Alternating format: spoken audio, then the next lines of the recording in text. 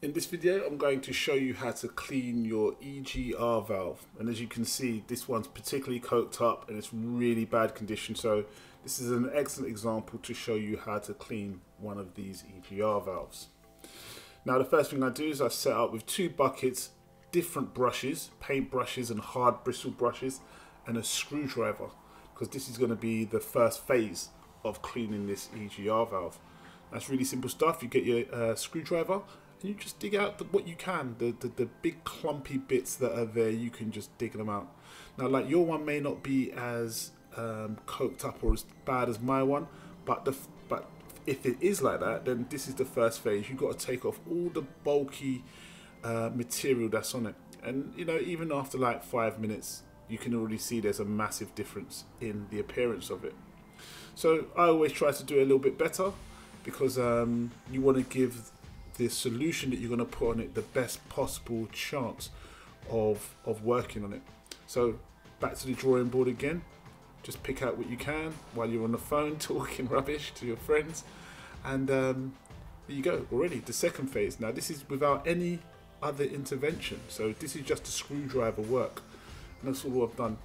Now make sure not to mark it too bad, but you know, try and get it off, work hard to get it off, and at least get something established that you can start to work from.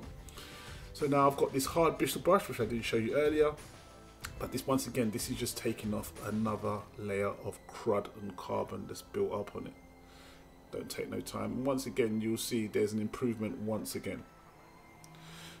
There you go.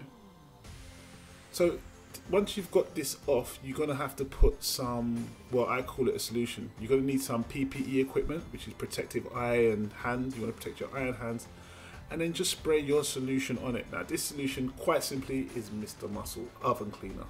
Now I'm going to get a lot of naysayers and, you know, engineers and professionals, internet professionals, I don't want to be rude, who's going to say it's going to melt the aluminium. Yeah, if you left it on for a year, I'm not saying you should wash an aeroplane with it, but what I'm saying is for this application, it is totally fine. So, you know, get your Mr. Muscle, and then we're going to go through another few phases of cleaning this also.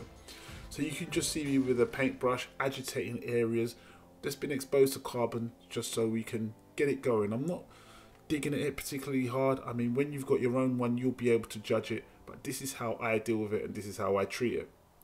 So I'm just taking my time, basically, just getting in the areas, and like I said before, agitating what I have to. So it shows the reason why I had to dig off the big clumps of carbon initially. So this is on my first clean, my very first clean, and you can see it's just falling off already. So this is a massive improvement on what we initially started off with. But like I go back to the beginning, using the screwdriver to get off them big clumps really helps the solution, the oven cleaner, to really work on the EGR valve. Now what's important to note is that when you are using this product, I'm using another brush, when you are using this product, to remove all rubber gaskets, because this stuff is not ozone, stuff is not rubber friendly.